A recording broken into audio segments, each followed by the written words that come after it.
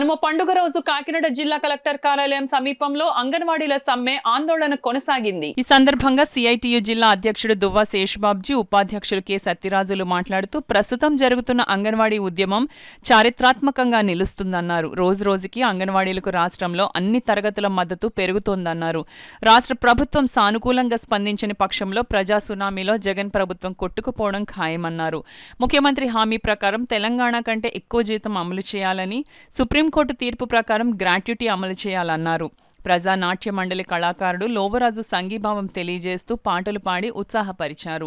ఈ కార్యక్రమంలో సిఐటియు జిల్లా కోశాధికారి మలకా వెంకటరమణ, నగర అధ్యక్షుడు పలివెల వీరబాబు, జిల్లా కౌన్సిల్ సభ్యుడు మేడిశెట్టి వెంకటరమణలతో పాటు అంగన్వాడీ యూనియన్ నాయకులు ఎం రమణమ్మ, టి నీరజ, సరోజిని, రమ, ఆయేషా, రమాదేవి, మున్ని, విజయ, జోగమ్మ, అప్పలకొండ, శ్రీదేవి, పద్మ, వేపారమ్మ, అన్నపూర్ణ, రాజేశ్వరి, లక్ష్మి, తనూజ, చామంతి, వరలక్ష్మి తదితరులు పాల్గొన్నారు. ఆ తర్వాత మళ్ళా 2001 తర్వాత రాష్ట్రాన్ని ఊపేసిన పెద్ద సమ్మె ఇది ఒకటే.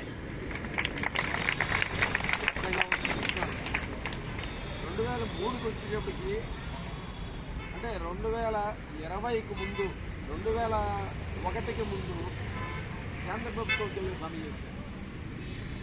2003లో తమిళనాడు రాష్ట్ర ప్రభుత్వ ఉద్యోగులు సమ్మె చేశారు.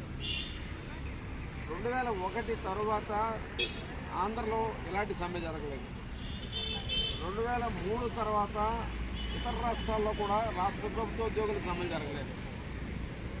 2023 నుంచి దేశవ్యాప్తంగా అంగన్వాడీ వర్కర్ల సమ్మె జరుగుతుంది. 2023లో పంజాబ్ అంగన్వాడీ వర్కర్స్ సమ్మె చేశారు. 2023లోనే హర్యానా అంగన్వాడీ వర్కర్లు సమ్మె చేశారు.